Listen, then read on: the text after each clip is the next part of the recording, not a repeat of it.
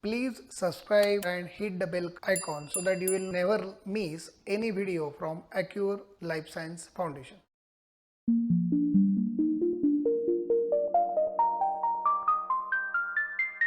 Myself, Dr. Shantanu R. Joshi, a clinician, a pharmacologist, and a drug researcher. Dear students, today we are going to see how the law governs medicines in India. There are two laws, especially in Maharashtra. There is Maharashtra Medical Practitioner Act.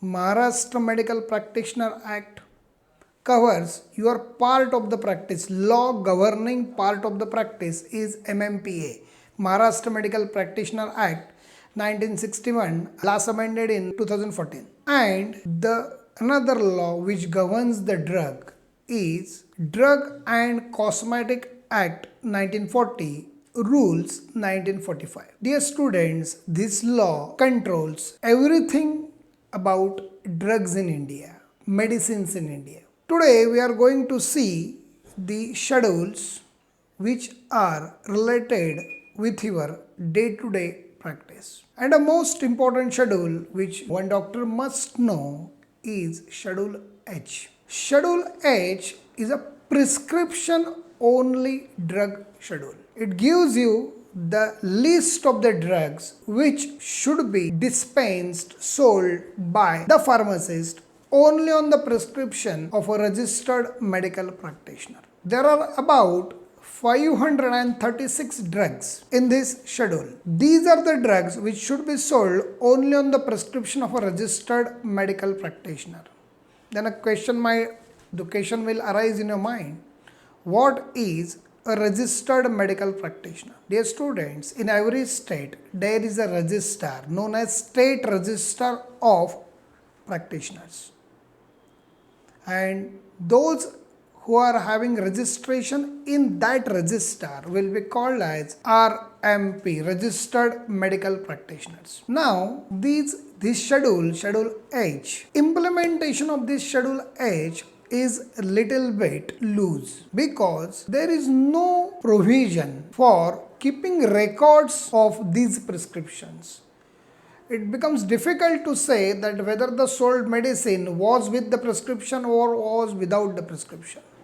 And that's why in 2013, Government of India made an amendment in this schedule and introduced a new schedule now known as Schedule H1. In Schedule H1, there are some newly introduced antibiotics or antimicrobial agents. There are some antitubercular drugs and there are some psychotropic medicines. The Schedule H1 makes it compulsory for the pharmacist to keep the records of one, the prescriber's detailed name and address of the patient, drug dispensed, quantity of the drug dispensed, and these all records should be made available at the time of inspection. These records are to be kept for 3 years. Two important things in this law are: one, you must put a caution in a red box,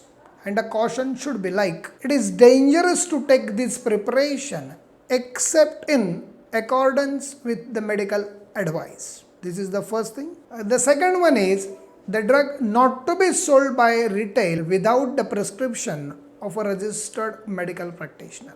These two things are there. One has to follow it. One is related with the caution. It is dangerous to use this preparation except in accordance with the medical advice. And second, this drug to be sold only on the prescription of a registered medical practitioner. Now, the more strict schedule is known as Schedule X. Schedule X is main related with the drugs which are habit forming. By the regular use of the drug, the patient may become addict of it. Most of the psychotropic medicines are under this schedule. There are about 16 group of medicines which are today under Schedule X. Schedule X is a strict schedule because it is necessary for the pharmacist to keep not the record but the copy of the prescription with him for at least 2 years. And that's why many times people used to say that Schedule X is little bit impractical. Schedule H do not impose keeping of any records. Schedule X imposes to keep the prescription, and midway of this is Schedule H1, which compels the pharmacist to keep the record but not the prescription. And that's why one can say that Schedule H1 is a midway of Schedule H and Schedule X. Now, there is one more schedule known as Schedule J. Schedule J is related with the 51 diseases. For those diseases, no drug should claim cure or prevention of such condition. The example is of varicose veins. No drug should claim cure of varicose veins. No drug should claim prevention of varicose veins. This is Schedule J. There are total 51 diseases given in Schedule J for which you can neither claim cure or you can neither claim prevention. No drug can claim cure or prevention. Now there is one more schedule related to the drugs, and that is Schedule G. Schedule G is a group of the drugs where one important caution is there, and the caution is it is dangerous to take these preparations except under medical supervision. Schedule H is prescription only drugs. Schedule G is the group of the drugs where you need to put a caution. What is a caution? It is dangerous to take this preparation except under medical supervision. Now, dear students, there is one more schedule known as Schedule E. Schedule E is related more with Ayurveda, and in this Schedule E, poisonous drugs are being given. For example, Sarpavisha, then Parada means mercury, and Schedule E1 is also there. Schedule E1 states there are certain preparations in Ayurveda which should be given under medical supervision only. For example, any drug which is containing Makaradhwaj, Rasasindur or Mallasindur, like these drugs. If that preparation contains these drugs, then caution must be there on the drug, the cell pack. The drug must be taken under medical supervision. This is Schedule E and Schedule E1. Then, coming to a very important schedule today is Schedule Y. Schedule Y is related with drug research. It is comparatively a new schedule where it defines what are the rules and regulations for the conduct of drug research. It covers the animal research, it covers the drug research in the humans. In simple language, it is everything related with the drug research. It is more concerned with clinical trials, especially trials in human beings. Then comes the Schedule M. Schedule M is mainly related with allopathic drug manufacturing. Schedule M is subdivided into Part 1, which deals with the good manufacturing practices and the factory premises. Schedule M Part 2 is concerned with the plant and machinery required for the manufacturing of allopathic medicines. Then Schedule M first is there. Schedule M1 is there. Schedule M1 is related with the rules and regulations related with the manufacturing of homeopathic medicines.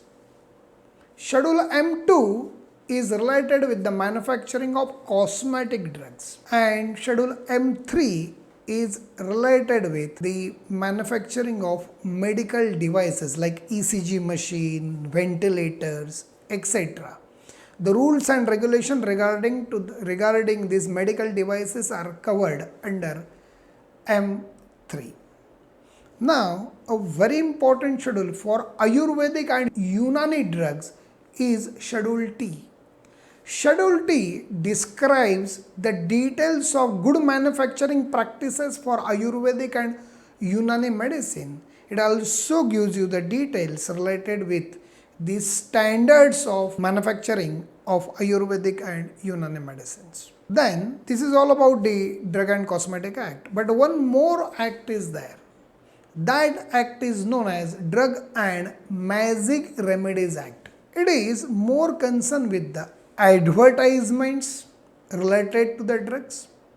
It is more concerned with the label claims related with the advertisement of a drug. It is also known as Objectionable Advertisement Act 1954. In this act, there are 54 diseases for which one should not claim for the cure or the miraculous result of a drug, or one should not claim that this medicine is having some magic properties. There are 54 diseases claimed in this schedule. But today, there is some need to amend this law because many of the diseases within those 54 are today having good remedies.